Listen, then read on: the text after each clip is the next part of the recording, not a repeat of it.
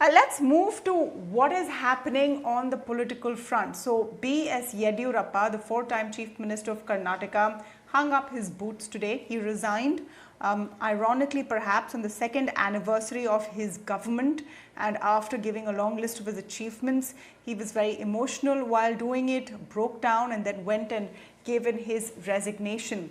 The resignation was not altogether a complete surprise. It was being speculated for some time that he would have to hang up his boots, he would have to be shown the door. Now, on the face of it, the reason being explained is just his age. He's 78. The BJP has an unwritten rule that the cutoff for public life is 75, and we've seen stalwarts like LK Advani, etc., having to leave prime positions because of their age. But in BS Yediyurappa's case, it could be much more than that. Also remember that he really wrested back control as Chief Minister in July 2019. He was CM for 2 days after the elections. The JDS Congress got together and made that government fall. He then got 17 MLAs onto his side and formed the government again in 2019 July. So it's been quite an up and down drama for BS Yediyurappa all of this time. He's finally bid adieu. So what does it really mean for Karnataka politics, for the BJP, and what is it telling us about the BJP's system right now, where we have seen quite a few chief ministers seeing the exit door because of various reasons. Let's go across to Sanjeev Srivastava and Tejas Mehta, who are joining us for more. Tejas, let me begin with your take. Was this a long time coming, and will BS Yediyurappa go quietly into the night? Well, I certainly do think so, because, even in 2018, the last election, which he of course won, and then he could not win the vote of confidence, he was told very clearly that, in a couple of years, this would change because of his age, certainly. He was already, crossing 75. Now he's 78. So I think he knew somewhere this was coming. This was an extension given to him, given the fact that he belongs to the Lingayat community, which is the strongest community of, and especially for the BJP, it's a very important vote bank. Because of that, he's been a very tall leader of the BJP. Also, he's got an independence which when many other BJP leaders have not really got, because it does not really owe anything in particular to this generation of BJP leaders. He comes from the old brigade. He's more close to, or at least was more close to, Mr. Vajpayee or Mr. Advani, Murli Manohar Joshi. So he's seen as a stalwart in the South who has made his, the entry for the BJP, and he's a man of his, own making. So there was an understanding, from what I have heard from sources, that this would end sometime. And I think because of the pandemic, it got delayed. But now 2 years down the line, it certainly was coming. Plus allegations of corruption. His son, Vijayendra, who's been allegedly, being the proxy CM, as many BJP leaders themselves have been claiming and alleging.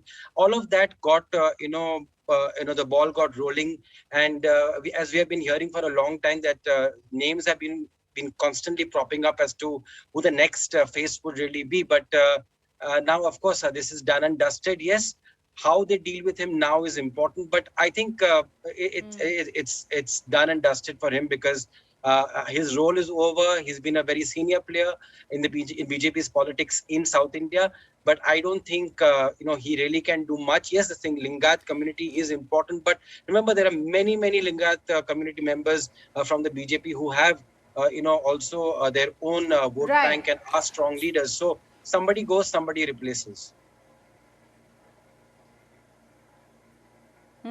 So you think he's easily dispensable too, Sanjeev? And what does it tell you about the BJP's current high command structure, where even a very strong regional leader like BS Yediyurappa can be told that please now go quietly? So BJP now has a very strong and established high command structure, where you have the Prime Minister and Mr. Amit Shah together, to some extent JP Nadda calling the shots, but primarily it is Mr. Modi and Mr. Amit Shah. So there is a high command. But Yediyurappa's case was slightly different, because Yediyurappa, yes, there may be many Lingayat leaders, but he somehow came to symbolize the Lingayat community or vote bank in Karnataka. Remember in 2011 when he was pushed out of the chief minister's post because of corruption allegations, he formed his own party. Of course, he was 10 years younger then, but he managed to push the BJP to the third place in the state. So he's not an easy pushover. He's perhaps one of the last real leaders of the BJP in their own right. Maybe the other one is to some extent Yogi Adityanath. It is not like he's no Manohar Khattar or not can't even remember who the new chief minister is in Uttarakhand. So those leaders can be easy pushovers. I'm sure Yediyurappa, he's touching 80, but he must have drawn a very hard bargain. Something maybe for his son, something about all the issues which have cropped up in recent past. He must have got some kind of a deal for himself, even while he goes into sunset.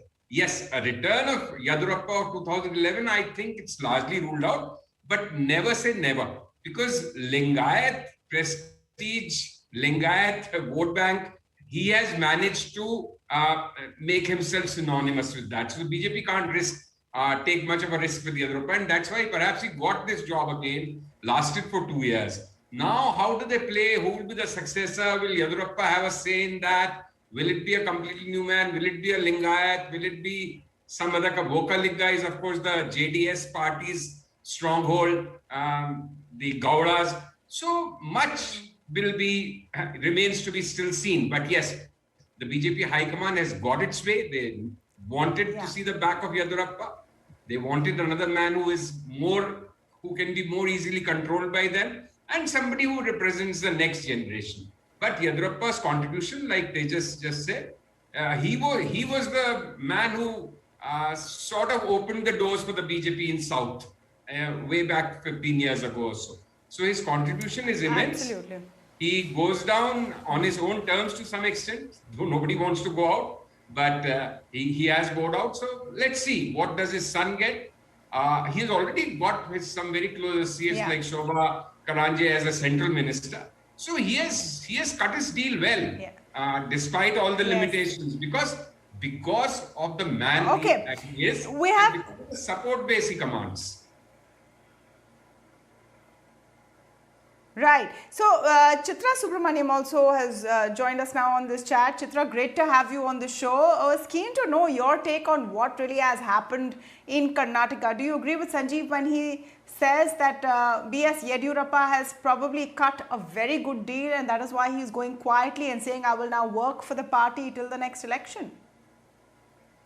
Yeah, thank you for inviting me. Yes, I do agree with him. I think he's, and before that, I agree with the other point, that Indian politicians, that nobody ever goes away. They keep coming back in some form or the other.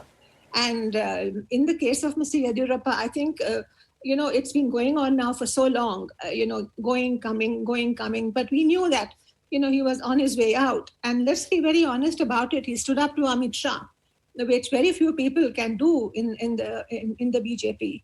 And then look at, he's a mass leader.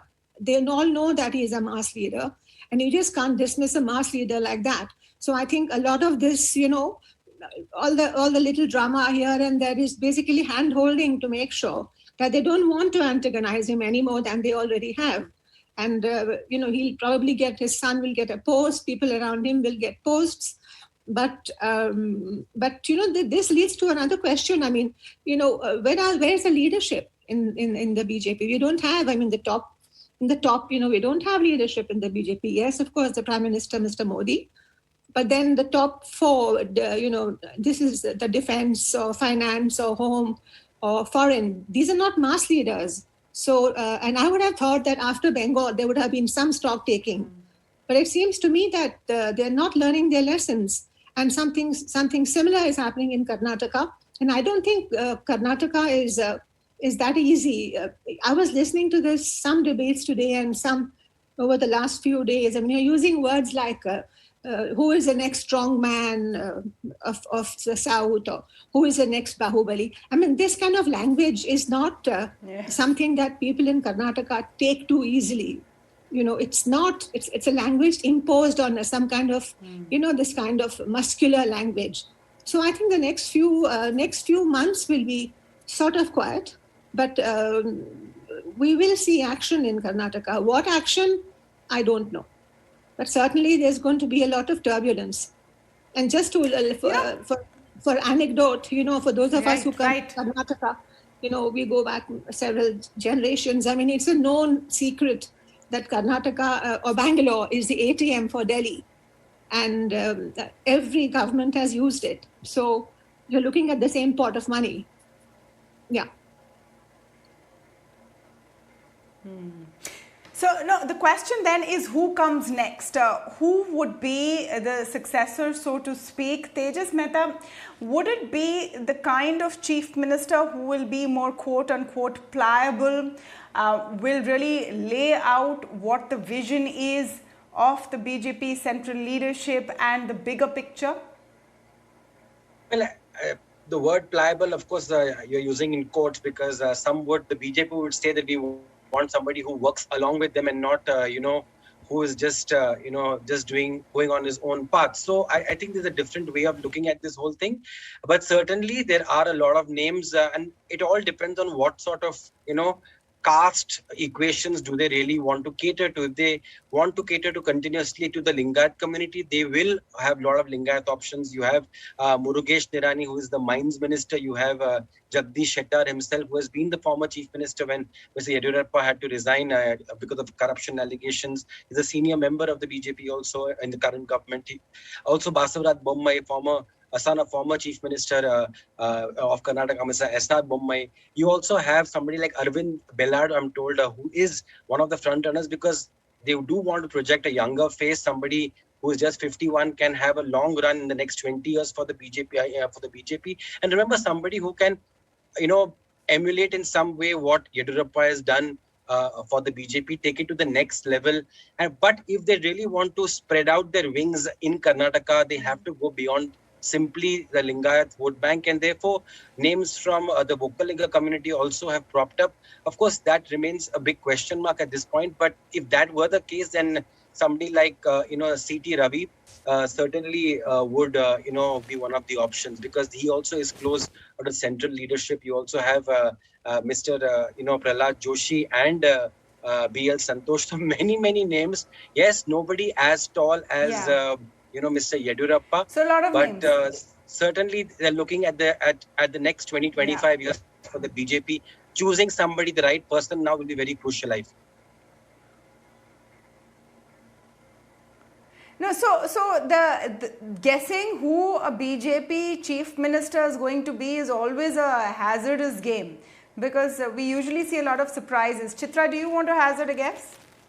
No, I don't want to hazard a guess about the person more than what people were saying, that they want to mold this person, right? This person has to be molded into a BJP type of a mold for the next 20 whatever. So my question is, what is the example of this mold? Molded according to what? And that itself is going to be a difficult one. I mean, who will decide the mold, the shape of the mold, and where, I've read people saying 2024, whatever, but then this is going to be, it's not going to be an easy decision. And I think it will sit very uncomfortably on everyone for a while. So I'm not going to hazard any guess for the simple reason that I have seen things change in the blink of an eye. But I'm pretty sure, whoever comes in will also sit on a very difficult situation. Okay, Sanjeev, just, what I want to know from you is what do you think the JDS and the Congress are going to do right now? Karnataka has always been a three-cornered sort of race and, the other two always partnering up. Do you see any action happening there, or they're going to sit quietly on the sidelines? Clearly, the BJP must have taken this into account before undertaking such a big change. As far as planning strategies and looking ahead at the future in terms of electoral outcomes, there is still right now no parallel to the BJP election machinery and their thinking. So that they must be taking into account. Just I would like to have just one comment about the successor. I think Yediyurappa's shadow is going to loom very large on who the successor will also be. Because while he may not have his own say, which is, I think, Mr. Bommai, who he would prefer. So he may not get a Bommai, But the BJP central leadership also cannot afford to have somebody there on that chair who is antagonistic to Yediyurappa. That will be really making the injured tiger more dangerous. So I think there will be some kind of a compromise. Even while Yediyurappa may be going out, even his walk into the sunset, he will ensure that nobody completely anti to him and his family is there on that seat. That's number one.